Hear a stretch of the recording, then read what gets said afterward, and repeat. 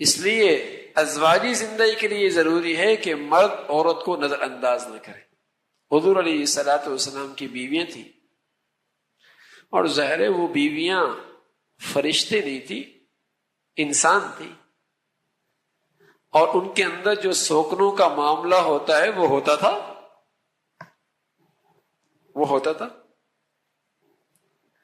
اور حضور علیہ الصلوۃ والسلام کے ساتھ جو عورت بیوی کا معاملہ کبھی کبھی ہوتا، لیکن امی عائشہ صدیقہ رضی اللہ عنہا فرماتی کہ حضور علیہ الصلوۃ والسلام جب بھی تشریف لاتے تو آپ کے چہرے پہ مسکراہٹ ہوا کرتے تھے. نظر انداز نہیں فرمایا، انداز یہ ہوتا تھا. جب ایک خاتون گھر میں انتظار کر رہی ہے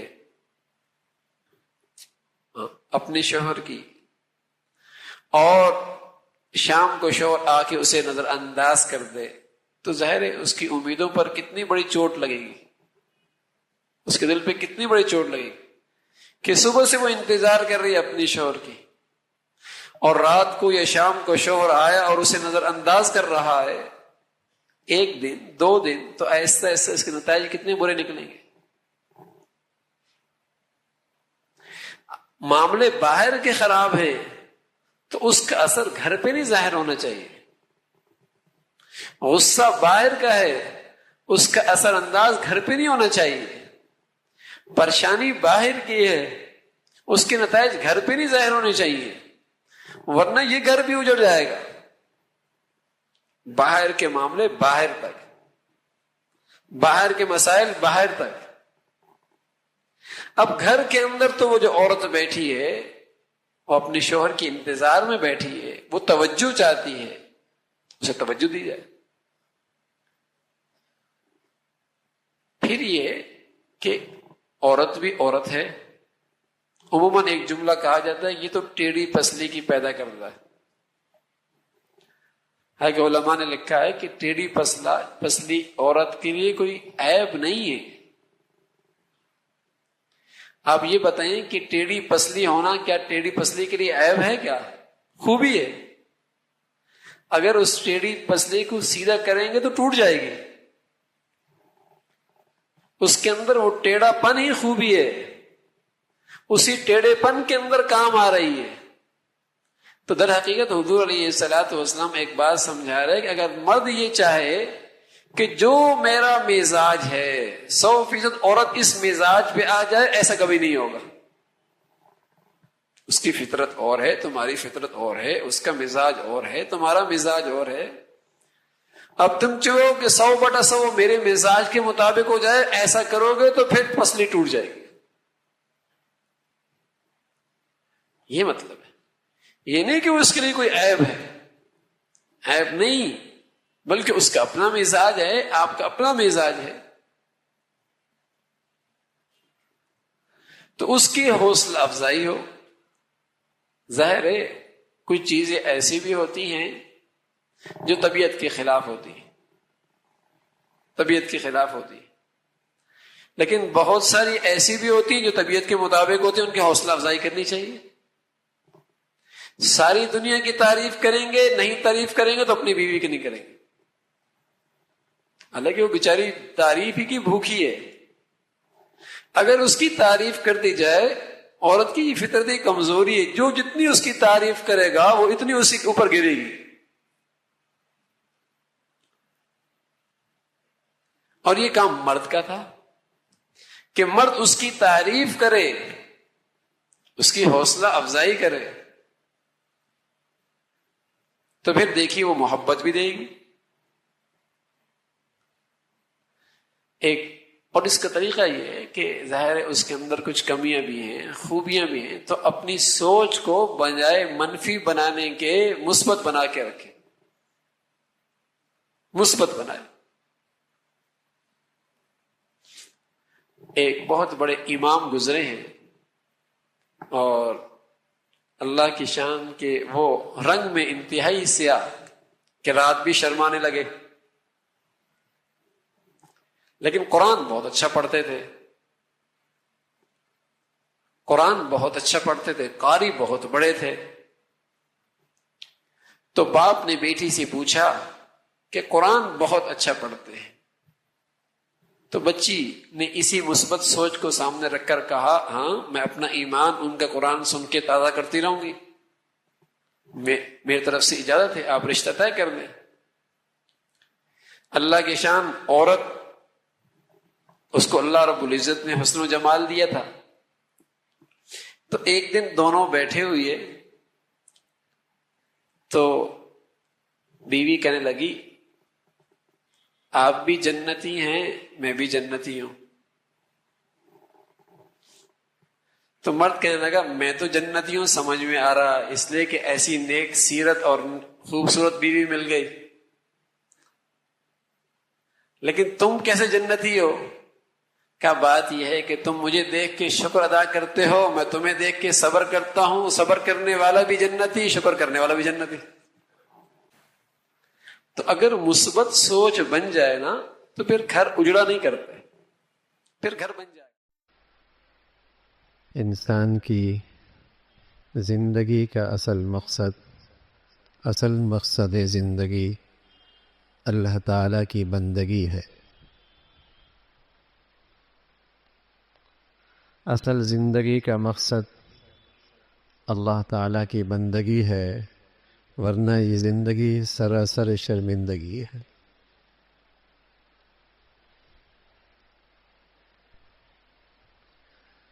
انسان کی زندگی کا اصل مقصد اللہ کی ذات کی پہچان، معرفت، اس کی فرما برداری،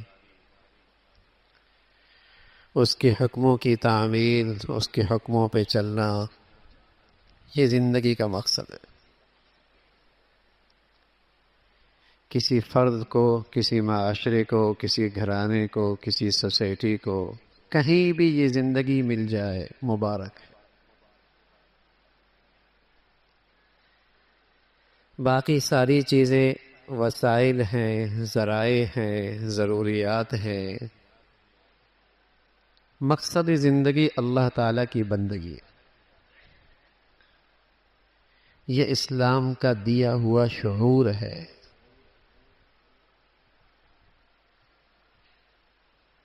یہ اللہ کے رسول صلی اللہ علیہ وسلم کا بتایا ہوا سبق ہے.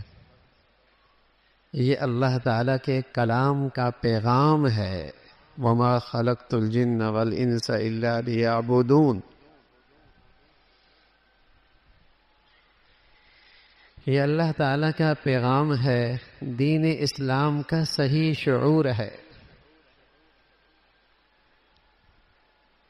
آج اسی شعور کی کمی ہے کہ آج زندگی کا مقصد اچھا کھانا، اچھا پہننا، اچھی رہائش، اچھی سوسائٹی، اچھا اسٹیٹس، اور یہ اتنا غلط شعور ہے کہ ساری زندگی کا رخ ہی غلط ہو جاتا ہے.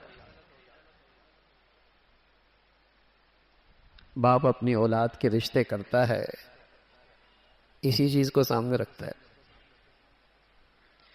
باپ اپنی اولاد کو تعلیم دلاتا ہے، اسی چیز کو سامنے رکھتا ہے. ملک در ملک جو سفر ہوتے ہیں، جو ہجرتیں ہوتی ہیں، جو ملک اور وطن چھوڑے جاتے ہیں، اسی کی خاطر ہوتے ہیں. کتنا غلط ہو گیا زندگی کا نظام کہ جو ضروریات تھی وہ مقصد پہ آ گئی، جو وسائل تھے وہ مقصد بن گئے، جو ذرائع تھے وہ زندگی کا مقصد بن گیا، اور مقصد زندگیوں سے اوجھل ہو گیا. تو بربادی تو آنی ہے نا، نقصان تو ہونا ہے نا. کہ جو وسائل تھے، جو ذرائع تھے، جو ضروریات تھی، کمانا، گھر، رہائش، اسفار، تجارت، زراعت، صنعت، یہ سارے ذرائع تھے مقصد کی خاطر، کہ ایک مسلمان اور ایک انسان کو ایسا ماحول میسر ہو جائے کہ اس کے لیے مقصد پہ چلنا دشوار نہ ہو. اسی کے لیے امر بالمعروف تھا، نہیں انل منکر تھا، اسی کے لیے دعوت تھی، اسی کے لیے جہاد تھا، اسی کے لیے اسلام کے لیے اقتدار اور قوت تھی، تاکہ ایسا ماحول انسانوں کو مل جائے کہ اس کے لیے مقصد پہ چلنے میں کوئی مشکل اور دشواری نہ رہے۔ ادھر چلے جاؤ۔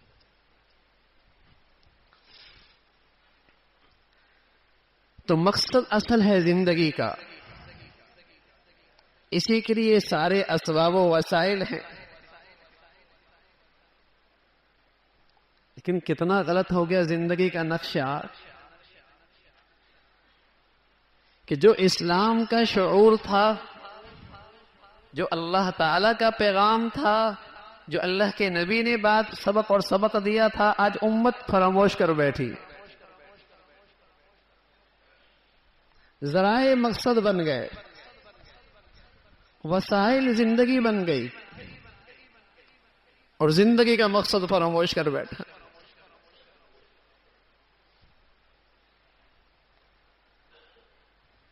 بندگی کے بغیر موت آ جائے تو حرام موت ہے،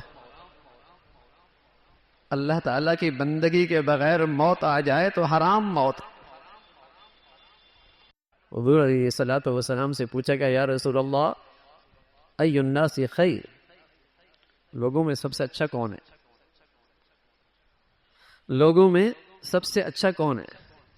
آپ علیہ الصلوۃ والسلام نے فرمایا من طال عمره وحسن عمله، لمبی عمر پائے اور اللہ کی فرما برداری کے ساتھ جیے۔ لمبی عمر ملی لیکن زندگی اللہ کی فرما برداری پہ ہے، سب سے اچھا۔ کہ یا رسول اللہ الناس شر، لوگوں میں سب سے گرا ہوا شخص کون ہے؟ سب سے برا آدمی کون ہے؟ پیارے رسول صلی اللہ علیہ وسلم نے فرمایا من طال عمر، لمبی عمر، وساء عمل، لمبی عمر ملے لیکن زندگی اللہ کی نافرمانی کے ساتھ، بدترین آدمی ہے، برا آدمی ہے۔ وہ لمبی عمر، یہ بھی لمبی عمر، وہ سب سے زیادہ قیمتی، یہ سب سے گھٹیا چیز کیا ہے؟ وہاں نیکی کی روح ہے، وہاں اللہ کی فرما برداری ہے۔ اس اللہ کی فرما برداری کے ساتھ صحت بھی نعمت، صحت بھی رحمت، حسن بھی رحمت، زندگی بھی رحمت، جوانی بھی رحمت، خوشحالی بھی رحمت، اور وہ روح نکل جائے اللہ کی فرما برداری کی، صحت بھی وبال، خوشحالی بھی وبال، طاقت بھی وبال، زندگی بھی وبال۔ یہ زندگی موت سے بدتر جو اللہ کی فرمانی پہ گزر رہے۔ تو زندگی کا مقصد ایک ہے ذرائع، ایک ہے وسائل، ایک ہے ضروریات۔ میرے بچے کا کام ہے آج امتحان گاہ میں جا کے پیپر دینا، ٹھیک ہے، اس کے لیے کچھ ضروریات بھی ہیں، سواری چاہیے، قلم چاہیے، ڈیسک چاہیے، پنکھا چاہیے، نشست چاہیے، پانی چاہیے، لیکن مقصد کیا ہے؟ پیپر میں اچھے نمبر لے، اچھا امتحان ہو۔ باقی ساری ضروریات وسائل ہیں اس مقصد کو پہ آنے کے لیے، آسانی کے لیے، لیکن کوئی نادان آدمی انہی ذرائع میں الجھ کے رہ جائے کہ اے سی کی ہوا ٹھنڈی نہیں، پنکھا بہت ہلکا ہے، پانی معیاری نہیں ملا، نشست کام کی نہیں تھی، اسی میں وقت گزار کے بغیر پرچہ دیے آ گیا، سب کیا کہیں گے؟ کم عقل آدمی ہے، عقل سے محروم ہے، نادان ہے، بڑا ہی کم عقل آدمی ہے۔ اور اگر امتحان حال میں پرچہ اچھا ہو جائے، مقصد پورا ہو گئے، یہ ساری نعمتیں رحمت، خوب فائدہ اٹھایا، بہت اچھی بات ہے۔ لیکن آج اس شعور کی کمی ہے، کہ اصل زندگی کا مقصد اللہ تعالیٰ کی بندگی. اگر وہ بندگی نہیں، یہ زندگی سراسر شرمندگی، ذلت اور رسوائی ہے، ناکامی اور ہلاکت ہے. مت دیکھیے دنیا میں اسٹیٹس، مت دیکھیے ایسے لوگوں کو جو اللہ کی بندگی سے محروم ہیں. اگر انہیں دیکھنا ہے تو قرآن کے آئینے میں دیکھیے. اگر انہیں دیکھنا ہے تو اپنی نبی کے احادیث اور ارشادات کے روشنی میں دیکھیے. جنہیں اللہ کا کلام تو کہتا ہے یہ انسانیت کے دائرے سے بھی نیچے ہیں. انسان تو دور کی بات ہے، مسلمان تو دور کی بات ہے، انسانیت کے دائرے سے بھی گرے ہوئے ہیں، قابل رشک نہیں ہیں. خوش نصیبی، سعادت مندی، قابل رشک جس کی زندگی میں اللہ کی فرما برداری، وہ خوش نصیب آدمی. تو میرے عزیزو، اس شعور کو سامنے رکھیے جو ہمیں اسلام دیتا ہے، جو اللہ کا پیغام ہے. اس شعور کو تازگی کے ساتھ اپنی زندگی کے فیصلے رکھیے، ورنہ زندگی کے فیصلے بڑے غلط نہیں دیکھتے. بچیاں جہاں جا رہی ہیں اس ماحول میں اس کی فرما برداری محفوظ بھی ہے یا نہیں؟ اللہ کی فرما برداری، اللہ کی حکموں کی تعمیل ہے بھی نہیں. وہاں تو مکہ چھوڑا جا رہا ہے، وہاں تو مکہ جیسی سرزمین کو خیرباد کیا جا رہا ہے، جس کی محبوبیت، جس کی دل آویزی دلوں کو کھینچتی اپنی طرف. سبق دیا نا، اصل چیز اللہ کی فرما برداری. پر اللہ تعالیٰ کا ارشاد ہے فَلَا وَرَبِّكَ لَا يُؤْمِنُونَ، قسم ہے تیرے رب کی، یہ لوگ ایمان والے نہیں ہیں جب تک کہ یہ اپنے معاملات میں فیصل اللہ کو نہ بنائے.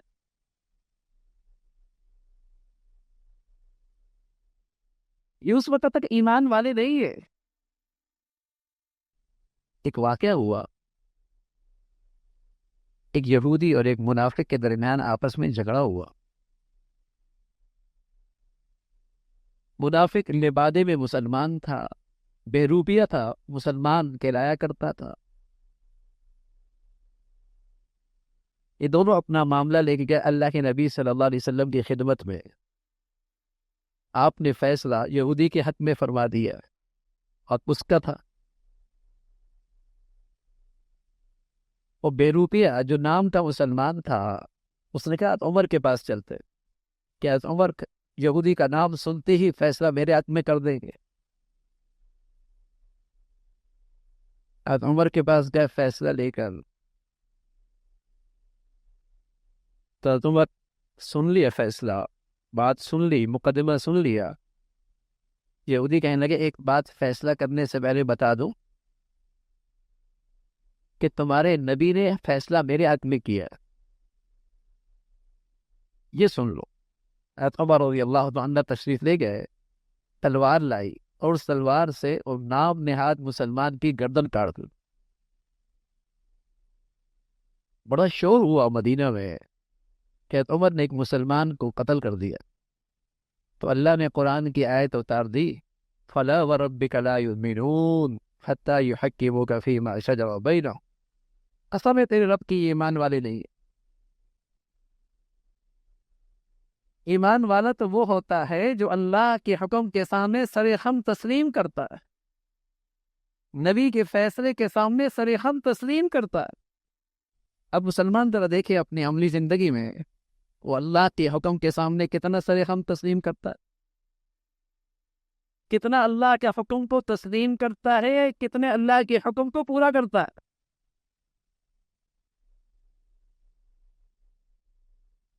لیکن سرکاری کاغذات میں مسلمان ہے، مردم شماری میں مسلمان ہے.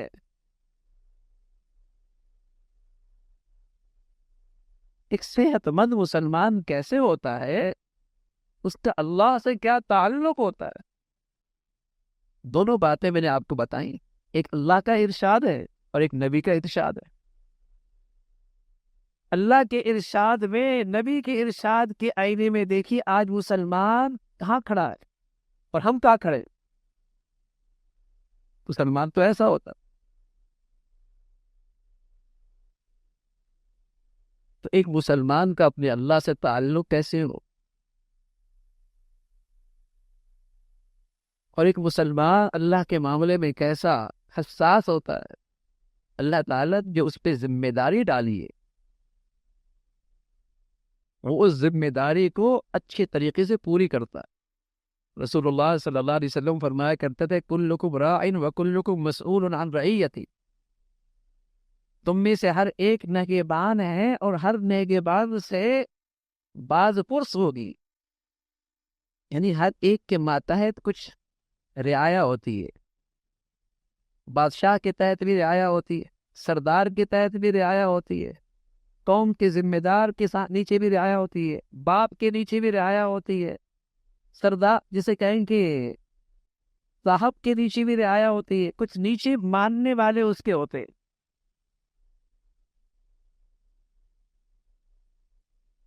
تو ایک مسلمان اللہ کے معاملے میں اپنی ذمہ داری کو کتنا پورا کر رہا ہے، کتنا اسے خیال ہے کہ اللہ نے مجھے ذمہ دار بنایا ہے اور میں اللہ کا طرف سے ایک ذمہ دار ہوں، مجھ سے پوچھ ہوگی۔ ایک دفتر کا ذمہ دار ہوتا ہے، ایک فیکٹری کا ذمہ دار ہوتا ہے، ایک کارخانے کا ذمہ دار ہوتا ہے، اس سے بات پرس ہوتی ہے، اور ایک مسلمان پر اللہ قریب نے ذمہ داری ڈالی ہے کہ تم میرے نائب ہو اور تم نے اپنے ماتحتوں میں میرے حکم کی تعمیل دیکھنی ہے کہ کتنا میرا حکم پورا ہو رہا ہے۔ اس ذمہ داری کا تمہیں احساس کتنا ہے؟ اور رسول اللہ صلی اللہ علیہ وسلم نے فرمایا یہ باج پرس بھی ہو۔ اللہ کا یہ حکم ہے وَاشْكُرُوا لِي، شکر کرو، اپنے بچوں کو، بچیوں کو گھر میں شکر کی عادت ڈالو۔ اللہ تیرا شکر۔ پیارے نبی صلی اللہ علیہ وسلم کی زندگی کا معمول ہے، کھانا کھاتے تو کہتے الحمدللہ، پانی پیتے تو کہتے الحمدللہ، حتیٰ کہ قضائے حاجت کر کے باہر نکلتے تو کہتے تھے الحمدللہ الذی اذھب عنی الاذی وعافانی، اللہ تیرا شکر ہے تکلیف دور کر دی، تکلیف دور کر دی۔ اس لیے کہ اگر اندر کی گندگی باہر نہ نکلے، بتائیے اللہ کی نعمتیں کھا سکتا ہے؟ اللہ کی نعمتیں کھا سکتا ہے؟ کتنا اللہ کا کرم ہے کہ اس کے اندر جو غذائیت تھی جسم کا حصہ بن گیا، گندگی باہر نکل گئی، الحمدللہ، اللہ تعالی شکر ہے۔ پیارے نبی صلی اللہ علیہ وسلم تو ہر نعمت کے موقع پہ شکر کر رہے، اللہ تعالی شکر ہے۔ وَاشْكُرُوا لِي، شکر کرو میرا، شکر سے نعمتیں بڑھتی۔ اور اللہ تعالیٰ کا ارشاد ہے ما یفعل اللہ بعذابکم ان شکرتم وآمنتم، ایمان والا شکر کرے اور پھر میں اسے عذاب دوں، مجھے کیا پڑی ہے؟ ایمان والا شکر کرے اور میں اسے عذاب دوں، مجھے کیا پڑی ہے؟ ایمان کے ساتھ شکر کی عبادت ہو، فرمایا اسے عذاب نہیں ہوگا، یہ وعدہ ہے اللہ کا۔ شکر کی عبادت سے آدمی اللہ کے عذاب سے، پکڑ سے، عتاب سے محفوظ ہو گیا۔ اللہ تعالی شکر ہے۔ زبان کا بھی شکر ہے نا بھائی، الحمدللہ، اللہم لک الحمد، اللہم لک الحمد، الحمدللہ، اللہ کا بڑا شکر ہے۔ اب کسی سے پوچھو کیا حالات، کیا کہیں بھائی کچھ نہیں ہے۔ ارے میاں شکر بھی تو کر لو، تم اس مایوسی کو کیوں پھیلاتے ہو؟ کیا اس سے تمہارے حالات ٹھیک ہو جائیں گے؟ کیا اس مایوسی سے تمہارے دل کی کیفیت ٹھیک ہو جائے گی؟ بے چینی بڑھے گی، بے سکونی بڑھے گی، غم بڑھے گا، دکھ بڑھے گا۔ تھوڑا اللہ کی نعمتوں کا تصور کرو، 20 سال پہلے تو یہ نعمتیں نہ تمہارے گھر میں تھی نہ کاروبار میں تھی، 10 سال پہلے تو یہ چیزیں کچھ بھی نہیں تھی جو اللہ نے آج نواز رکھا۔ ان نعمتوں بھی تو سوچ لو، شکر کرو. اس شکر کی برکت سے اللہ کریم تمہارے لیے آسانیاں پیدا کرنے لگیں گے. زبان سے بھی شکر، دل سے بھی شکر ہو. دل سے شکر ہے، اے اللہ میں تو اس لائق نہ تھا، میں تو اس لائق نہ تھا، اور میں تو اس نعمتوں کا مستحق بھی نہ تھا. آپ نے بغیر استحقاق کے نواز دیا. اب تو بندہ کہتا نا میں تو اس سے زیادہ کم مستحق تھا، مجھے یہ کیوں نہیں ملا، مجھے یہ کیوں نہیں ملا. یہ اندر کا دکھ ہے اور اندر کا اس کا غم بنتا ہے. اور بس اوقات یہ دکھ اور غم اس قدر بڑھتا ہے کہ ایسا شخص خودکشی کرتا ہے. اور اگر یہ دل کا شکر ہے کہ اللہ تعالیٰ نے مجھے میرے حیثیت سے زیادہ نوازا ہے، یہ دل کا شکر ہے. اور بھائی حقیقی شکر یہ ہے، حقیقت شکر یہ ہے. بتائیے نا، آپ کا ملازم آپ کے دسترخوان پہ کھائے، کپڑے بھی آپ کے پہنے، تنخواہ بھی آپ کے لے، اور ضروریات بھی آپ اس کی پوری کریں، اور کہنا آپ کا نہ مانے، لائق ہے اس کے؟ کیا کہیں گے آپ؟ بڑا کم بخت ہے، کھاتا یہاں ہے اور سنتا ایک بھی نہیں ہے، مانتا بالکل نہیں ہے. اور یہی آپ کا ملازم اگر آپ کے دشمن کا کام کرنے لگے تو کتنا غضبناک ہو جائے گا مالک. ہاں بھائی، اللہ کے نعمتوں میں اللہ کی فرما برداری کرنا، اللہ کی نعمتوں میں اللہ کے دشمن شیطان کی نہ ماننا، یہی حقیقی شکر ہے، یہی حقیقی شکر ہے. اور جو خوش نصیب آدمی اس شکر کی زندگی پہ آئے گا، اس شکر کی زندگی پہ آئے گا، اللہ کی رحمتوں کا مستحق بنے، اندر اپنے اندر ٹھنڈک محسوس کرے گا، سکون محسوس کرے گا. اور رسول اللہ صلی اللہ علیہ وسلم کا یہ نسخہ ہمیشہ اپنی زندگی کا وظیفہ بنائیں، اپنے بچوں کی زندگی بھی اس رخ پہ ڈالیں، اپنی بچیوں کی زندگی بھی اس رخ پہ ڈالیں، تب شکر پیدا ہوگا. نسخہ کیا ہے؟ دنیا کے لحاظ سے اپنے سے کمتر کو دیکھو، اپنے سے کم حیثیت لوگوں کے ساتھ اٹھے بیٹھو، دین کے معاملے میں اپنے اوپر والوں کو دیکھو اور ان کی صحبت اٹھاؤ، تاکہ دنیا کے معاملے میں قناعت اور شکر پیدا ہو، اور دین کے معاملے میں آگے بڑھنے کا شوق اور جذبہ پیدا ہو. اللہ تعالیٰ بھائی جو کچھ کہا سنا عمل کی توفیق نصیب فرمائے. آخر دعوانا الحمدللہ رب العالمین. نفس پرستی، خواہشات کی زندگی، جو جی میں آیا بس وہ کرنا ہے. اور اگر جی کے خلاف کوئی اللہ کا حکم آتا اسے جھٹلا دیتے تھے. ہاں، جو طبیعت کے مطابق اللہ کا حکم ہے وہ چلتا تھا، لیکن جس سے خواہشات پہ زد پڑتی تھی، مفادات پہ آنچ آتی تھی، طبیعت پہ ناگواری گزرتی تھی، اس کو جھوٹا بتا دے. نہیں یہ ایسا نہیں، اللہ کا حکم ایسا نہیں، ایسا اللہ کا حکم تھوڑی ہو سکتا ہے.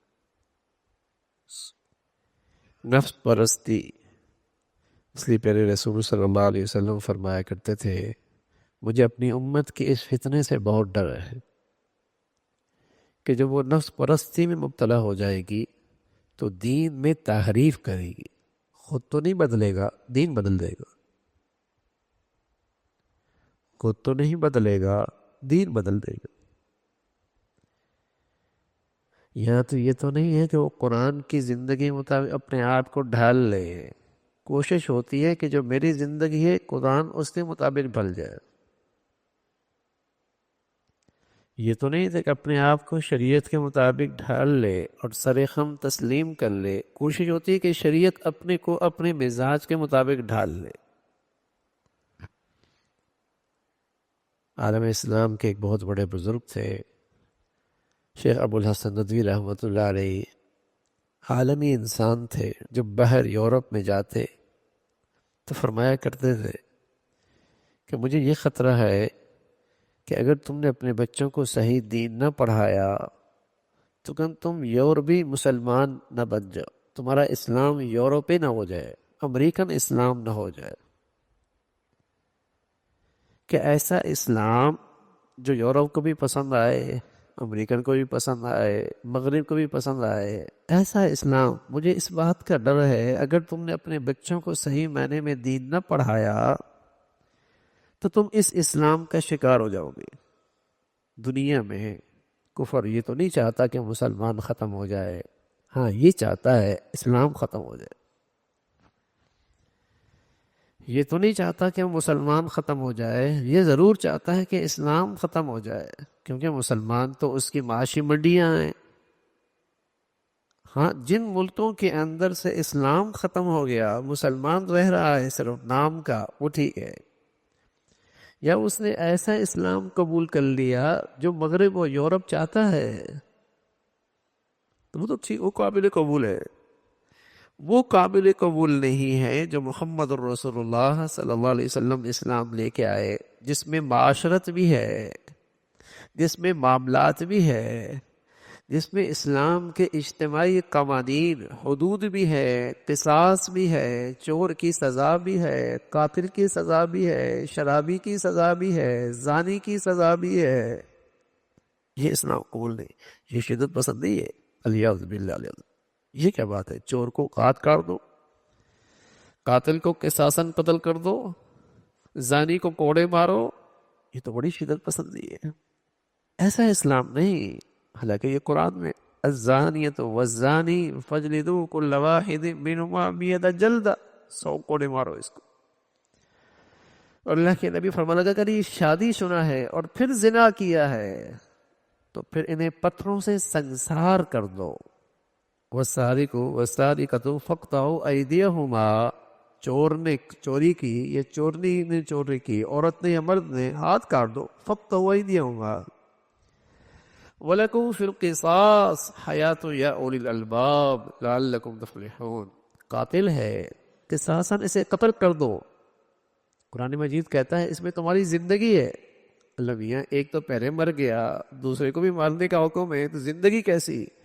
فرمایا ایک قاتل کی سزا میں قتل ہوگا، قاتل کو مار دو گے، کئیوں کی جان و مال ماخوذ ہو جائے گی۔ یہ تو اسلام کا حکم ہے، اور اللہ تو حکیم ہے، علیم ہے، انسانیت پہ مہربان ہے۔ وہ دوسروں کی جانیں بچانے کے لیے، عزت بچانے کے لیے، آبرو بچانے کے لیے اس ذات نے یہ احکامات، قوانین دیے ہیں۔ تو دنیا ایسا اسلام چاہتی ہے جس میں شراب بھی حلال ہو، سود بھی حلال ہو، جوا بھی حلال ہو، جس میں شرم حیا کی بھی کوئی ضرورت نہ ہو، ایسا اسلام۔ کسی سے پوچھ لو بھیا کیوں جی رہے ہو؟ پیدا ہوتا ہے، مر جاتا ہے، یوں زندگی گزر رہی ہے۔ بچوں کو بھی اسی نقشے پہ ڈال رکھا ہے، کھا لیا، پی لیا، پہن لیا، اچھے گھر، اچھی سوسائٹی، اچھی ڈگریاں، مر گئے۔ تو یہ انسان ہے، یہ حیوانوں کے درجوں سے اوپر تھا۔ کوئی بھی زندگی کا چھوٹا سا نقشہ، کوئی بھی زندگی کی دائیں بائیں کے قابل ذکر چیز سب کے بارے میں جانتا ہی کس مقصد کے لیے ہے، غرض کیا ہے۔ اور جب وہ اپنی غرض پوری نہ کرے تو کہتے ہیں خراب ہو گیا۔ تو دیکھیں نا، کہیں میرے بچے کی زندگی خراب تو نہیں ہے، کہیں میں خود خراب زندگی پھر تو نہیں کھڑا ہوا۔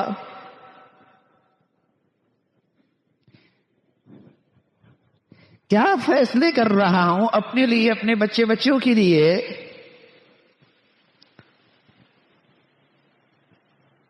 اللہ تعالیٰ کریم کی شفقت، رحمت، اس کی مہربانی، اس نے اپنے پیغمبر کے واسطے سے ہمیں ایسی تعلیم دی، ایسی تعلیم دی کہ ہر وقت اسے اپنی زندگی کا مقصد پیش نظر رہے۔ اور نہ جانے وہ دن میں ایک مسلمان بشرطی کہ وہ مسلمان ہو، اس جملے کو نہ جانے کتنی بار دہراتا ہے اور کہتا ہے ایاک نعبد، ایاک نعبد۔ عبادت کا مطلب صرف سجدہ نہیں، عبادت کا مطلب اے اللہ میں صرف تیری مانوں گا، چاہے مقابلے پہ بادشاہ ہو، حاکم ہو، معاشرہ اور سوسائٹی ہو، بال بچے اور اولاد ہوں، دنیا اور زمانہ ہو، اللہ میں تو تیری مانوں گا.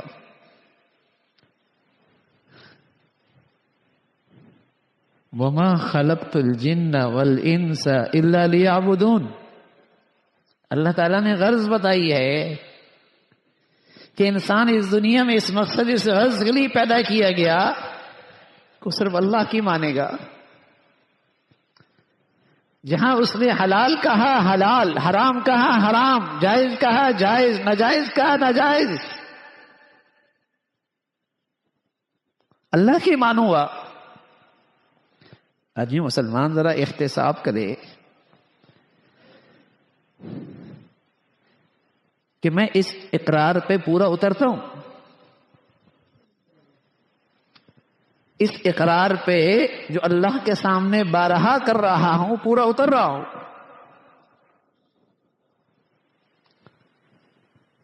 اللہ کریم کی شفقت پیار دیکھیے. فرمایا زندگی میں اللہ کی فرما برداری اور صرف اسی کا ماننا، یقیناً اس مادی دنیا اور نقشے میں تو یہ مشکل تو ضرور ہوگی، رکاوٹیں تو ضرور ہوں گی، حالات کا مقابلہ تو کرنا پڑے گا. اس مشکل کا حل کیا ہے؟ فرمایا وَإِيَّاكَ نَسْتَعِينُ. یہ بھی کہہ دو اللہ تیری مدد کے بغیر کچھ نہیں ہو سکتا. سبحان اللہ. اللہ مدد بھی تیری ہی چاہیے. لیکن آج تو مسلمان یہ سبق ہی بھول گیا کہ میری زندگی کی غرض کیا ہے. نسیہ منسیہ، فراموش. پیدا کیوں ہوا، کہاں جانا ہے،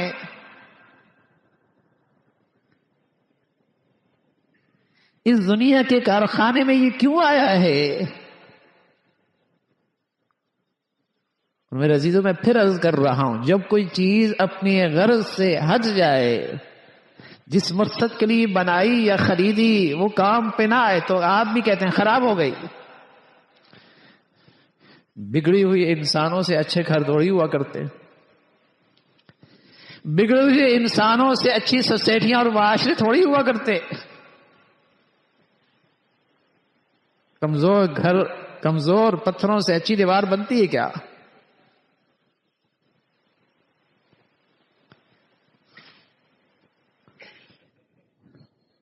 خراب ہو رہا ہے انسان. یہ بھول بیٹھا ہے کہ میں آیا کیوں. ہاں کوئی مسلمان اسے یہ فکر ہے کہ میں اللہ کی فرما برداری کے لیے اس دنیا میں آیا ہوں، یہ میری زندگی اور میری پیدائش کا مقصد ہے. بازار میں، کارخانے میں، فیکٹری میں، معاملات میں، شادی بیاہ میں ہم اللہ سے عہد کر رہے تھے اللہ طرف تیری مانوں گا.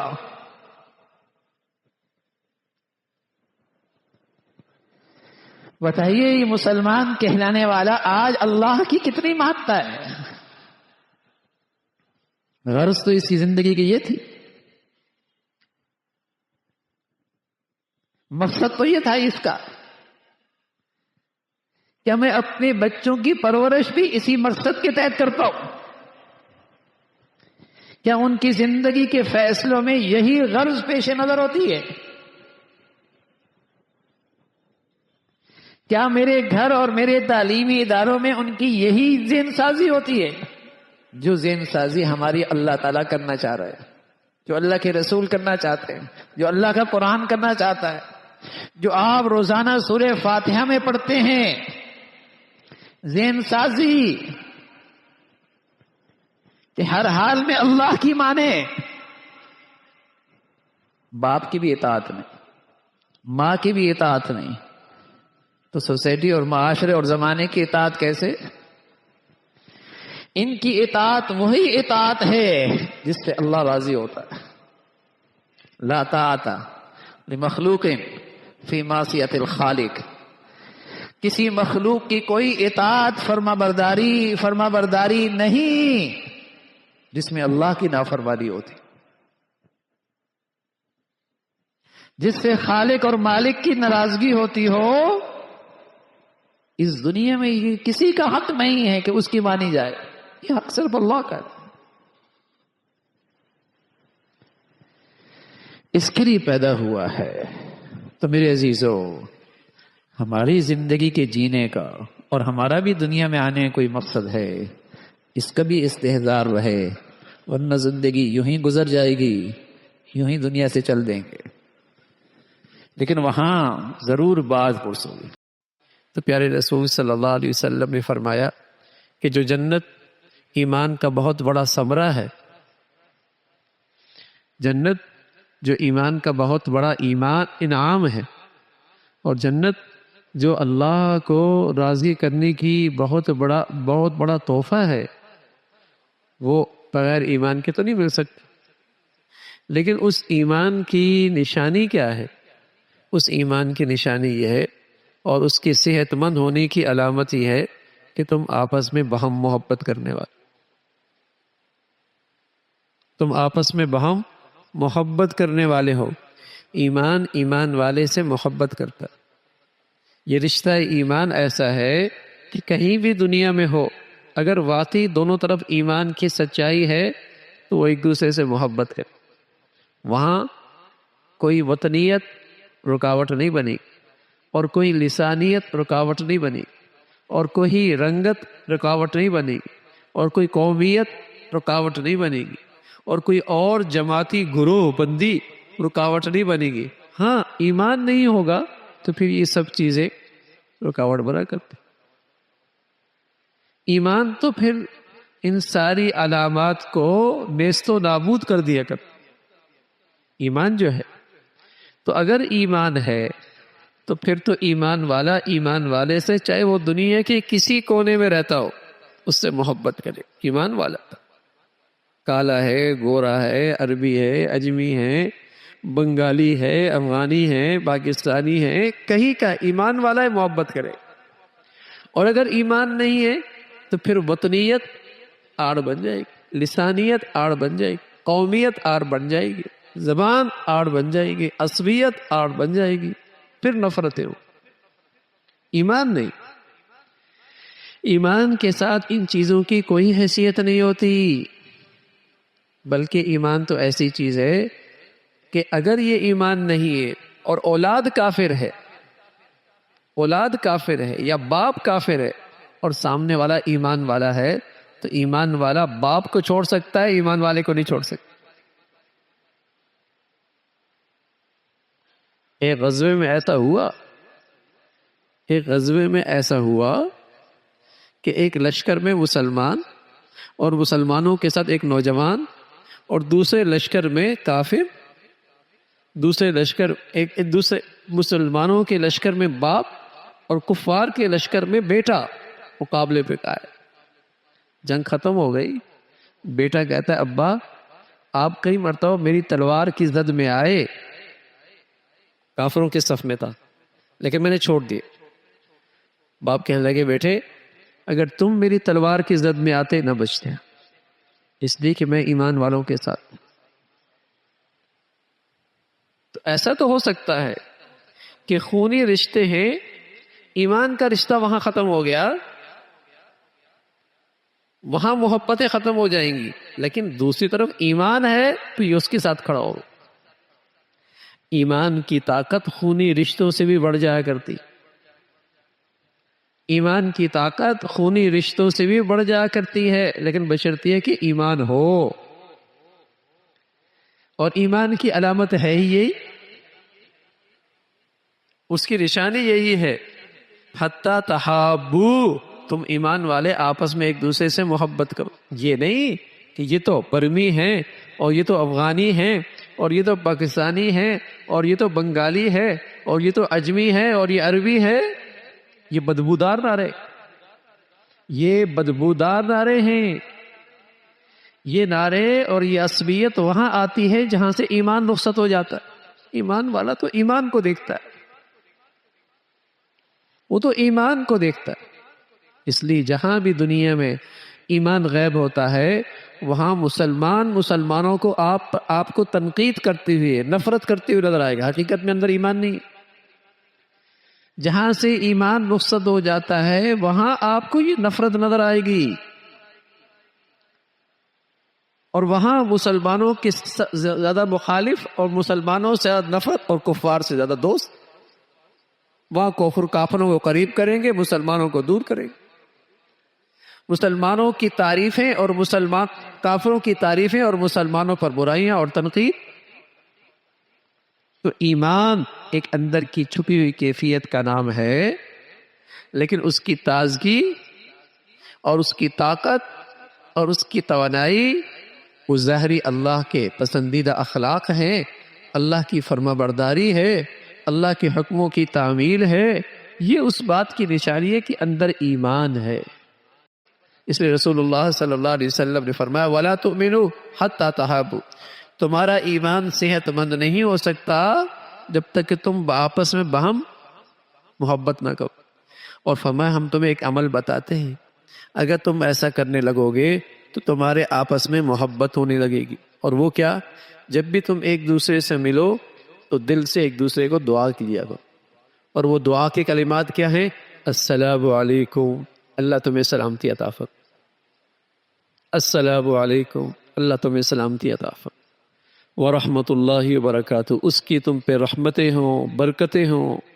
بتائیے اگر کوئی بار بار کسی مسلمان کو دل سے یہ دعا دے تو بتائیے نفرتیں رہیں گی؟ اندر کینہ اور بغض رہے گا؟ اندر کھوٹ رہے گا؟ اندر نفرت کے جذبات رہیں گے؟ یہ دعا فرمائی السلام علیکم، فرمایا افشوا السلام بینکم. اسے رواج دو آپس میں. آج ہمارے گھروں کے اندر بھی ساس بہو نند اور میاں بیوی اور گھر کے آلات بھی آج محبتوں سے خالی ہو کے جا رہے ہیں.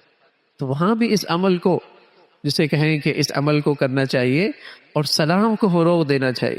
السلام علیکم. گھر میں داخل ہوں السلام علیکم، گھر سے نکل رہے ہیں السلام علیکم، کمرے سے باہر، باہر سے اندر السلام علیکم. سلام کو رواج دے. کسی گھڑی یہ دعا کسی کے حق میں قبول ہو جائے ساری زندگی ٹھکانے لگ جائے، سلامتی مل جائے، سلامتی مل جائے.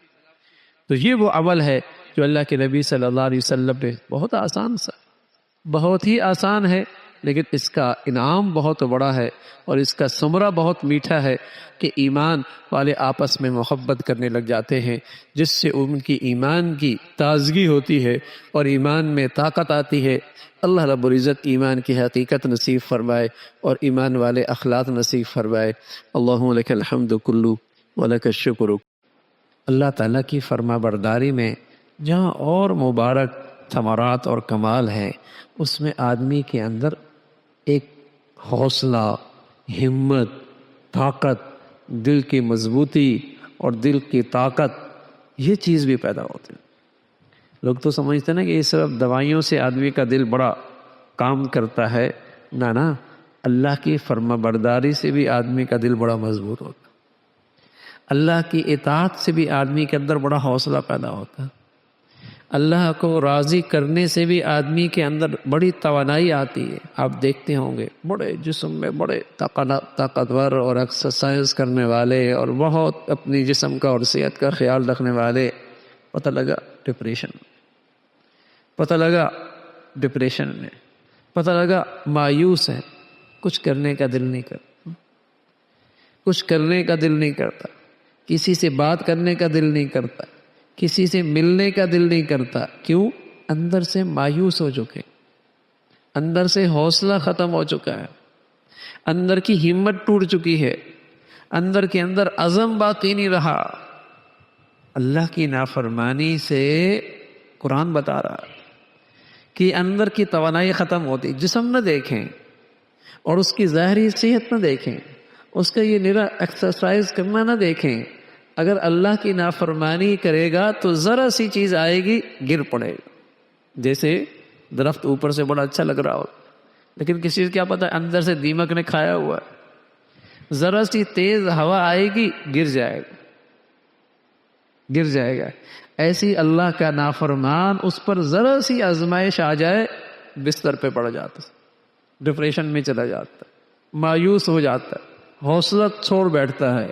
اور سبحان اللہ, ایمان اور ایمان کی زندگی ہو, اس کے ساتھ ساتھ آدمی کے اندر کی توانائی آتی ہے, حوصلہ, ہمت, صبر, برداشت.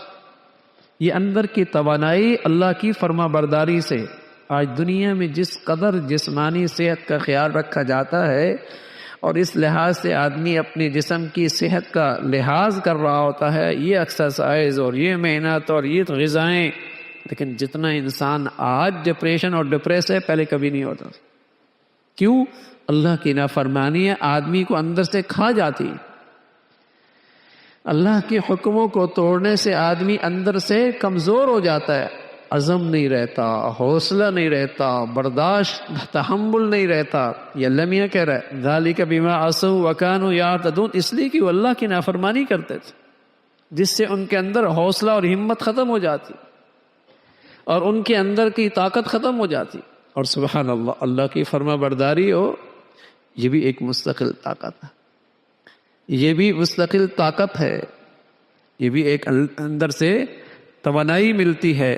یہ اللہ رب العزت نے خالص نیکی کے اندر یہ تاثیر رکھی ہے. خالص نیکی میں یہ اللہ تعالیٰ نے تاثیر رکھی ہے. بلکہ قرآن میں ایک جگہ فرمایا کہ تم کثرت سے اللہ سے معافیاں مانگا کرو تو اللہ تمہاری طاقت کو بڑھا دے گا. تمہاری وَيَزِدْكُمْ قُوَّةً إِلَىٰ قُوَّتِكُمْ, یہ قوت کا لفظ تو اردو میں استعمال ہوتا ہے, قوت. تو فرمایا وَيَزِدْكُمْ قُوَّةً إِلَىٰ قُوَّتِكُمْ. اگر تم اللہ سے بار بار معافیاں مانگا کرو گے, یہ معافیاں مانگنا یہ بہت بڑی عبادت ہے, یہ بہت عظیم الشان نیکی ہے. وَيَزِدْكُمْ قُوَّةً إِلَىٰ قُوَّتِكُمْ, اس سے تمہاری توانائی میں, طاقت میں اضافہ ہوگا. اب نیکی کا طاقت سے کیا تعلق ہے؟ یہ جوڑ تو اللہ نے رکھا ہے نا, یہ تاثیر تو اللہ نے رکھی ہے. جیسے جڑی بوٹیوں میں تاثیر ہوتی ہے, اس نے رکھی ہے, اللہ نے رکھی ہے. اس جڑی بوٹی کے یہ تاثیر ہے, اس کی یہ تاثیر ہے, یہ بھی اللہ نے رکھی ہے. ایسی بعض نیکیوں کی یہ تاثیر ہے کہ اس سے آدمی کے اندر کی طاقت, حوصلہ, ہمت میں اضافہ ہوتا ہے. اور رسول اللہ صلی اللہ علیہ وسلم تو اس امت پر بڑے ہی مہربان ہیں, بڑے ہی شفیق ہیں, رحیم ہیں. ایک نسخہ دیا ہے شکر کرنے کا. فرمایا اس نسخے پہ عمل کرو گے تو شکر آسان ہو جائے گا, ورنہ تو نہ شکری ہی نہ شکری ہوگی. نسخہ اکثیر دیا ہے. فرمایا کرتے تھے دنیا کے معاملے میں اپنے سے کم تر لوگوں کو دیکھا کرو, اور اپنی سے کم حیثیت لوگوں کے ساتھ اٹھا بیٹھا کرو. دنیا کے معاملے میں اپنے سے کم پر لوگوں کو دیکھا کرو, اپنے سے کم حیثیت لوگوں کے ساتھ اٹھا بیٹھا کرو. عبداللہ ابن مبارک رحمۃ اللہ علیہ اس امت کے بڑے محدث, بڑے فقیہ, بڑے اللہ والے, اپنی زندگی کا پہلا مرحلہ جو گزرا اس کا سناتے ہیں. فرمایا کرتے بڑے لوگوں کا اٹھتا بیٹھتا تھا جن کی زندگیاں غفلتوں کا شکار تھی, لیکن جس مجلس اور محفل سے اٹھ کے آتا تو غمگین دل لے کے آتا. یہ تو میرے پاس نہیں ہے. ایک دکھ لے کے آتا, ایک غم لے کے آتا, ایک کڑن لے کے آتا. یہ تو میرے پاس نہیں ہے. یہ میرے پاس کیوں نہیں ہے؟ آپ جب بھی کسی محفلوں سے رات کو ہوتے گھر واپس لوٹتے ہیں تو دونوں ایک دوسرے پہ ناراض ہوتے ہیں, اس لیے کہ وہ بھی اوپر والے کو دیکھ رہی ہوتی ہے, یہ بھی کچھ اوپر والوں کو دیکھ رہا ہوتا ہے. دونوں غم بھرا دل لے کے آتے کہ یہ زیورات اور یہ سونا اور یہ ہیرے اور یہ لباس اور یہ اسٹیٹس اور یہ گاڑی. تو فرمایا کرتے غمگین دل کے ساتھ واپس لوٹا کرتا تھا. اللہ کا فضل ہوا، اس کی رحمت ہو گئی، زندگی بدل گئی، اٹھنے بیٹھنے کا انداز بدلا۔ رسول اللہ صلی اللہ علیہ وسلم نے فرمایا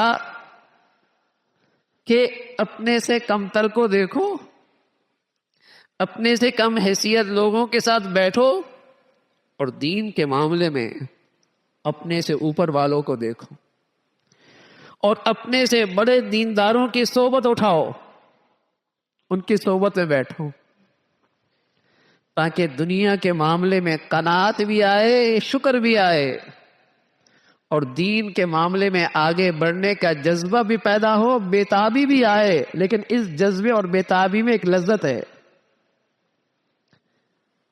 لیکن آج ہماری سوچ اور فکر بالکل الٹ ہے، ہمارا طرز عمل بالکل ہی اس کے خلاف ہے، دنیا کے معاملے میں آگے ہے اور ریس لگی ہے۔ اس حرص و ہوس کی ریس میں سکون کہاں رہتا ہے، راحت کہاں رہتی ہے؟ ہر وقت دل ایک غم زدہ، ایک اندر حرص و ہوس کی ایک آگ، بے چینی، بے سکونی، کہاں سکون ملتا؟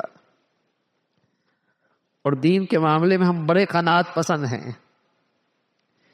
جو 4 پڑھ رہا ہے وہ بھی مطمئن ہیں، اور جو صرف جمعہ پڑھ رہا ہے وہ بھی مطمئن ہیں، اور جو صرف عید کر رہا ہے وہ بھی مطمئن ہے، جس کا سارا اسلام صرف عبادات تک ہے وہ بھی مطمئن ہیں۔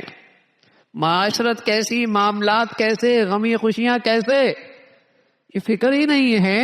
جو جتنا ہے دین کے معاملے میں مطمئن اور دنیا کے معاملے میں ہوس، پھر چین کہاں، شکر کہاں، سکون کہاں؟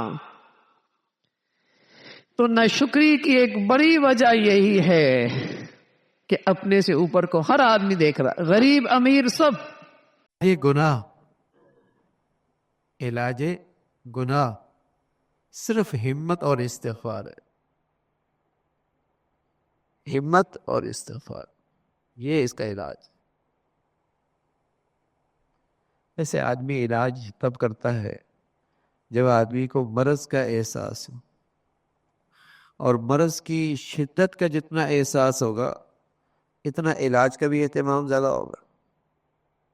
آج المیہ یہ ہے کہ ہماری فکر خراب ہوگی، ہماری ذہنیت خراب ہو گئی، ہمارا ایمان کمزور ہو گیا، ہمیں گناہ کی شدت کا احساس نہیں ہے کہ یہ زندگی میں اور یہ دنیا میں کیا تباہی لے کے آتا ہے،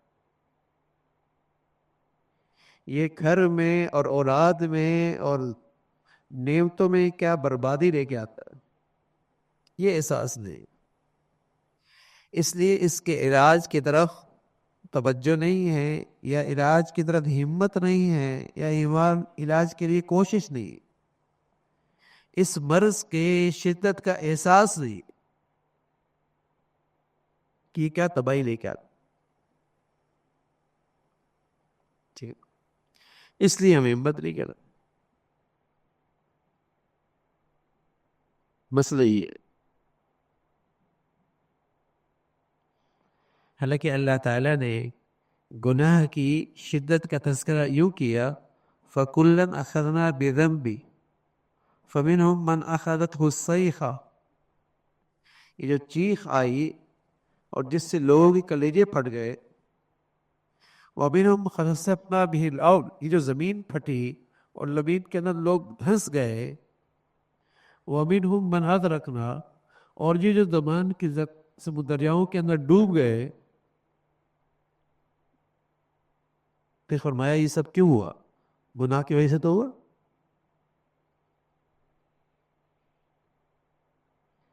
اللہ تعالیٰ نے تو اس گناہ کی شدت کا یوں احساس دلایا ہے، فَكُلًّا أَخَذْنَا بِذَنْبِهِ فَمِنْهُمْ مَنْ أَخَذَتْهُ الصَّيْحَةُ وَمِنْهُمْ مَنْ خَسَفْنَا بِهِ الْأَرْضَ وَمِنْهُمْ مَنْ أَغْرَقْنَا۔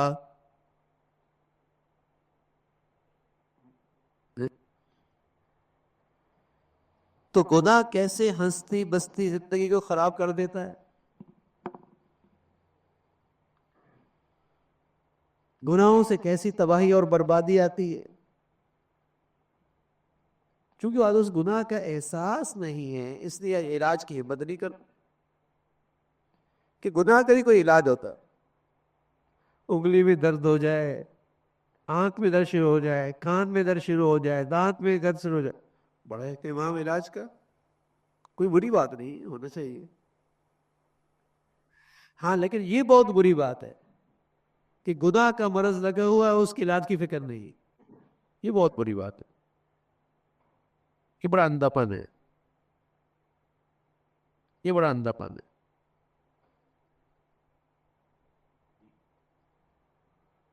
تو جسم کی بیماری ہو تو آدمی ہمت کر کے علاج کرتا ہے, اور جتنا شدید بیماری ہو اور شدید مرض ہو اتنا زیادہ اہتمام سے علاج کراتا ہے.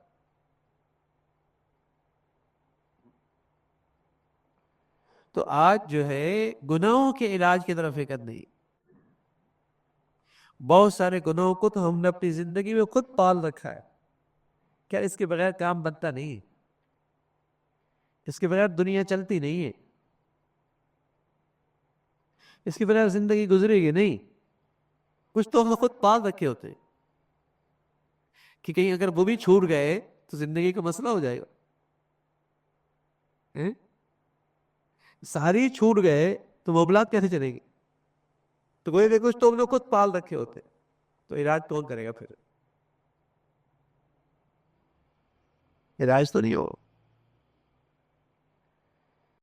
ایک مرتبہ رسول اللہ صلی اللہ علیہ وسلم فرمانے لگے کہ تم ہمیشہ ان لوگوں کو دیکھا کرو جو حیثیت میں تم سے کم ہو, تو اس سے تم اپنے اللہ سے راضی رہو گے. اور اگر تم اپنے سے اچھی حالت والوں کو ہی ہمیشہ دیکھتے رہو گے تو تمہارے دلوں میں شکوہ اور شکایت پیدا ہونے لگ جائے گی.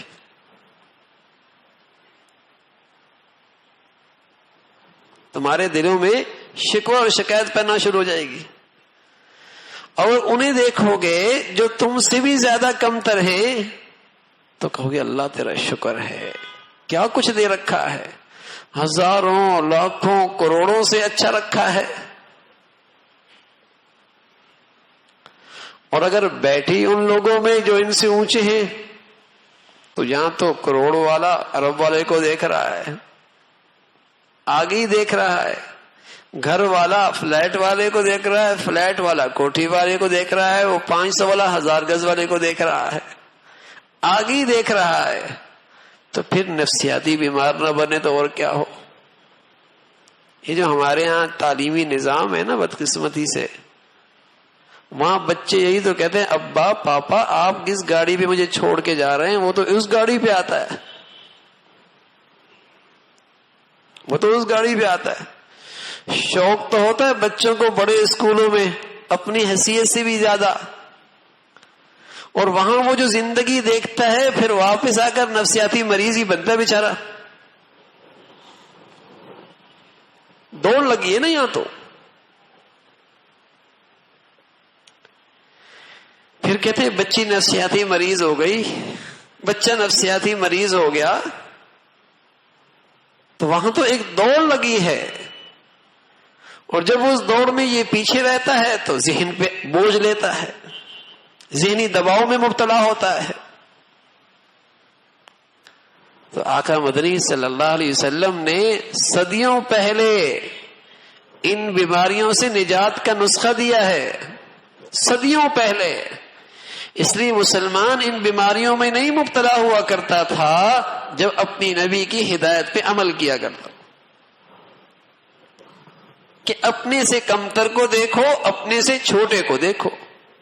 ہاں یوں فرمایا کرتے تھے کہ دین کے معاملے میں اپنے سے اچھے دیندار کی صحبت میں بیٹھا کرو, دین کے معاملے میں اپنے سے اچھے دیندار کی صحبت میں بیٹھا کرو, تاکہ شوق ہو کہ ابھی میں بہت پیچھے ہوں, بہت آگے بڑھنا ہے.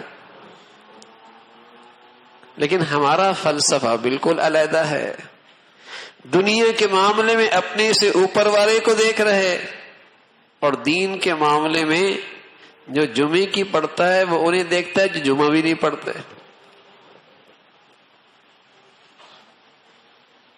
اور 5 پڑھنے والا انہیں دیکھتا ہے جو 4 بھی نہیں پڑھتے, اور جس کا سارا دین مسجد تک ہے وہ انہیں دیکھتا ہے جو مسجد میں بھی نہیں آتے.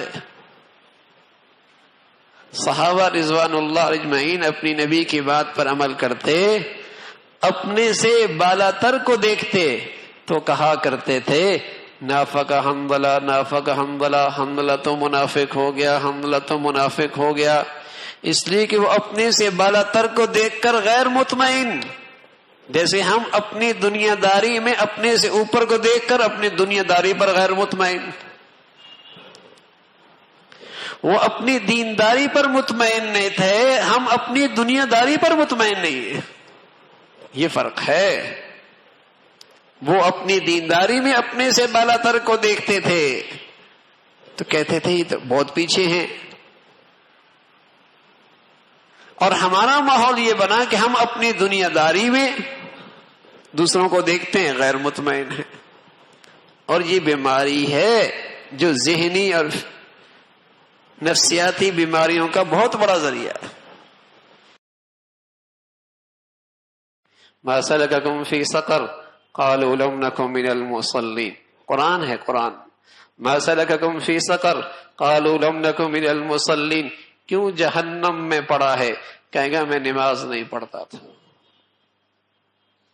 مسلمان ہے، ان کے ہاں فجر کا رواج ختم ہو گیا، ان کے ہاں فجر کا رواج ختم ہو گیا، ان کے ہاں سفر کی نمازوں کا رواج ختم ہو گیا، ان کے ہاں بیماری میں نماز کا رواج ختم ہو گیا، ان کے ہاں خوشیوں میں نماز کا رواج ختم ہو گیا، ان کے بازاروں کی ذرا سی مصروفیت، دفتروں کی مصروفیت کیا بڑھ جائے، ان کے ہاں نمازوں کا رواج ختم ہو گیا۔ ما سلککم فی سقر قالوا لم نک من المصلین، کیوں پڑا ہے جہنم میں؟ کہتا نماز نہیں پڑھتا تھا۔ فویل للمصلین الذین هم عن صلاتهم ساہون، بربادی ہے ایسی نمازیوں کے لیے جو اپنی نمازوں سے غافل رہتے، کبھی پڑھ لی کبھی چھوڑ دی، کبھی عید کی پڑھ لی کبھی جمعے کی پڑھ لی، کبھی دو پڑھ لی، یہ کون سا نمازی ہے؟ فویل للمصلین، ہلاکت ہے ایسی نمازیوں کے لیے۔ نماز کا وہ بنیادی رکن ہے جو اسلام کا بنیادی ارکان میں سے ہے، اور اس کی ساری عملی زندگی میں، اس کے بلند کردار میں، اس کی روشن کردار میں جس کا اثر ایمان کے بعد سب سے زیادہ ہے۔ ان الصلاۃ تنہی عن الفحشاء والمنکر، بڑا دل گردہ ہے آج کے مسلمان کا کہ اللہ کی طرف سے منادی اسے دن میں 5 مرتبہ بلائے اور پھر بھی اس کے جسم میں جنبش نہ آئے، حرکت نہ آئے۔ بڑے دل گردے کی بات ہے قسم خدا کی۔ فما اصبرہم علی النار، بڑی ہمت کی بات ہے، جہنم کے انگاروں پہ صبر کرنے کی ٹھان لی اس نے، بڑی ہمت کی بات ہے، اس نے جہنم کے انگاروں پہ رہنا اس نے ٹھان رکھا ہے، بڑی ہمت کی بات ہے۔ بادشاہوں کا بادشاہ اسے 5 مرتبہ اپنے دربار میں بلائے، اس کے پاس وقت نہیں ہے۔ جس محسن نے اس پر نعمتوں کی حد کر دی ہے، انعامات کی بارش کر رکھی ہے، بردباری کی انتہا فرما رکھی ہے، اس کا ملازم 2 آوازوں پہ نہ مانے برس پڑتا ہے، 2-3 مرتبہ نہ بلانے پہ نہ آئے، آپے سے باہر ہو جاتا۔ کیا حلم ہے اس مولا کا، زندگی کے ماہ و سال کتنے گزر گئے ہیں، اس کی فریاد پہ اس کے کان نہیں کھڑے ہوتے، اس کے پاؤں میں حرکت نہیں آتی، نہیں قدم اٹھاتا۔ بڑا دل گردی کی بات ہے بھائی۔ اس کا حلم ہے، اس کا حلم ہے، اس کا رحم اور کرم کا معاملہ ہے کہ نظر انداز کر دیتا ہے، ورنہ 1 مرتبہ فریاد دے نہ آئے، لنگڑا کر دے، لنگڑا لولا کر دے، آنکھوں سے دی نعمتوں کو چھین لے، بینائی اور سماعت سے محروم کر دے، دنیا کے لیے تماشا بن جائے۔ حلیم ہے، حلیم، بردبار ہے، شاید کبھی اسے ہوش آ جائے کون بلا رہا ہے، کس کی طرف سے منادی یہ کھڑا ہے، اور نماز کی طرف، اور نماز کی طرف، جس کا سبق اسے دنیا میں آتے ہوئے سب سے پہلے ملا، ایک کان میں بھی دوسرے کان کے اندر بھی، اور مسلمانوں سے کہا اپنے بچوں کو بچپن سے 7 سال کی عمر میں اس کا عادی بناؤ. ما سلککم فی سقر، نماز نہیں پڑھتا تھا یہ شخص، اس لیے جہنم کا ایندھن بنا ہے. اللہ اپنی محبت کا کچھ تھوڑا سا چسکا نصیب فرما دے. ایک بزرگ تھے، قرآن کی ایک آیت پڑھتے پڑھتے عصر کا وقت گزار دیا کرتے تھے، اور وہ قرآن کی آیت یہ ہے وَسَقَاهُمْ رَبُّهُمْ شَرَابًا طَهُورًا، اللہ اپنے ہاتھوں سے خود تمہیں شراب پلائے گا. اوہ، محبوب کی طرف سے آپ کے گھر میں کوئی آدمی آ جائے تو آپ پانی سامنے رکھ دیتے ہیں، پانی اٹھا کے پی لیتا ہے. کچھ اور قریب کا آ جاتا ہے تو آپ خادم سے کہتے ہیں اسی طرح پانی پلا دو. کوئی اوچ معزز آ جائے تو آپ بیٹے سے کہتے ہیں اسے پانی پلا دو. اور کچھ بہت ہی ایسا آ جائے ہاں تو آپ خود کھڑے ہو کے اسے پلا رہے ہوتے ہیں. تو بتائیے اللہ کیا اکرام کا انداز اختیار کر رہا. وَسَقَاهُمْ رَبُّهُمْ شَرَابًا طَهُورًا، اللہ خود پلا رہا ہے. ابراؤ جس کے دل میں مزہ آ جائے اور پھر پتہ لگے کہ یہ اس کے ہاتھ کی بنی ہوئی ہے، یہ اس نے خود بنائی ہے، یہ اس نے خود تیار کیا ہے، اور یہ خود اپنے ہاتھوں میں رکھ کر مجھے دے رہا ہے، یہ اس چیز سے زیادہ لذت ہے جو اس گلاس میں ہوگی. یہ جو دینے کا مزہ ہے اور محبوب کے ہاتھوں سے مل رہا ہے، اس کا مزہ ہی کچھ اور ہے. تو اللہ رب العزت اپنے پیاروں کو کس کس انداز سے وہاں جنت میں لذت کے نقشے بنائیں گے. وَسَقَاهُمْ رَبُّهُمْ شَرَابًا طَهُورًا، اللہ شراب طہور پلا دیں گے جس میں دماغ نہیں خراب ہوگا. انسانیت سے گر کر حیوانیت کے درجے میں نہیں جائے گا، بلکہ اس کی انسانیت میں اور ترقی آئے گی اور اس کی زندگی کی اور کشش اور لذت بڑھے گی. وسقا، وہ جنت کی شراب ہوگی. دنیا کی شراب تو انسان کو انسانیت کے درجے سے نیچے گرا دیتی ہے، حیوانیت کے درجے میں لے آتی ہے. اور میرے عزیزو، ایمان کی قدر و قیمت کا معیار کیا ہے؟ ایمان کا قدر و قیمت کا معیار کیا ہے کہ واقعی میرے دل میں ایمان کی عظمت ہے، اس کا معیار کیا ہے؟ فرمایا فَمَن يَكْفُرْ بِالطَّاغُوتِ وَيُؤْمِن بِاللَّهِ فَقَدِ اسْتَمْسَكَ بِالْعُرْوَةِ الْوُثْقَىٰ. جب تک کفر سے اور کفریہ زندگی سے، کفریہ طور طریقوں سے، کفریہ عقائد اور نظریات سے نفرت نہیں ہوگی، اس وقت تک ایمان نہیں ہوگا. فَمَن يَكْفُرْ بِالطَّاغُوتِ وَيُؤْمِن بِاللَّهِ، ایمان بعد میں، پہلے کفر سے نفرت ضروری ہے، کفر کے طور طریقے سے نفرت ضروری ہے، ایمان بعد میں ہے. لا الہ پہلے نفرت ہے، الا اللہ بعد میں ہے. کفریہ زندگی سے نفرت ضروری ہے، اس لیے کہ اگر کفر کے بارے میں اگر تیرے دل میں، تیری اولاد کے دل میں نرمی آ گئی تو خطرہ ہے ایمان چلا جائے گا. ایک دن ایسا نہ ہو تیرا بیٹا مرتد بن جائے، ایسا نہ ہو کہ وہ کفر کے طور طریقوں کو اپنانے پہ فخر کرنے لگے. فَمَن يَكْفُرْ بِالطَّاغُوتِ، سب سے پہلے کفریہ زندگی سے نفرت ہے، اس کا انکار ہے. اگلی بات ہے وَيُؤْمِن بِاللَّهِ، پھر ایمان ہے. فَقَدِ اسْتَمْسَكَ بِالْعُرْوَةِ الْوُثْقَىٰ، جس نے ایسا کر لیا اس نے واقعی ایک مضبوط کڑے کی پناہ لے لی. واقعی اس نے ایک مضبوط کڑے کی پناہ لے لی، جس نے مضبوط کڑا پکڑ لیا جو اسے ہر خطرے اور ہلاکت سے محفوظ رکھے گا. لیکن شرط کیا ہے کہ واقعی دل و دماغ میں ایمان کی عظمت، ایمان کی اہمیت ہے، کفر کی زندگی سے نفرت ہو، کفر کی زندگی سے نفرت ہو.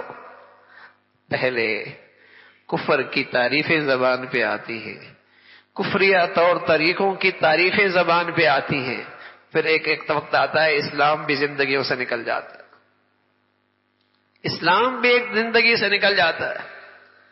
اللہ کیا کہتا ہے؟ وَالَّذِينَ كَفَرُوا يَتَمَتَّعُونَ وَيَأْكُلُونَ کما تأکل الانعام والنار مثوی لہم. کافر لوگ ایسے ہوتے ہیں جو دنیا سے یوں فائدہ اٹھاتے ہیں، دنیا سے یوں کھاتے پیتے ہیں جیسے جانور ہوتا ہے. اللہ کی بندگی کے بغیر زندگی ایسی ہے جیسے ایک حیوان کی زندگی ہوتی ہے. اللہ کی بندگی کے بغیر زندگی ایسی جیسے ایک حیوان کی زندگی ہوتی ہے، جیسی ایک حیوانی زندگی ہوتی ہے. فرمایا ایسا دنیا سے نفع اٹھا رہے جیسے کوئی حیوان اٹھاتا ہے. بندگی اللہ کی کوئی نہیں، ایسا ہے جیسے حیوان ہے. اولئک ھم شر البریہ، اولئک ھم شر البریہ. روئے زمین پہ بدترین مخلوق ہے جس کے جینے مرنے کا مقصد صرف دنیا سے فائدہ اٹھا رہا ہے، جس کے جینے مرنے کا مقصد صرف دنیا سے نفع اٹھانا ہے.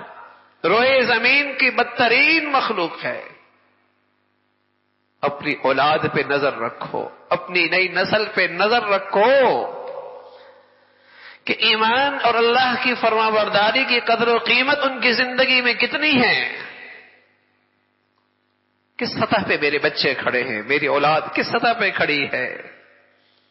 یہ تو ایک حیوانیت کی زندگی ہے کہ اس کی زندگی میں اللہ کی بندگی کی اہمیت ختم ہو جائے. یہ تو ایک جانوروں کی زندگی ہے کہ اس کی زندگی میں اللہ کی فرما برداری کا کھانا ختم ہو جائے. وہ تو ایک حیوان ہے جن کا سوچ اور فکر صرف کھانے اور پینے تک رہتی ہے. ایک مسلمان کی زندگی، اس کا اول آخر جینا مرنا صرف اس پر ہے کہ اللہ کے فرما برداری پہ جینا ہو، اس پہ موت آ جائے.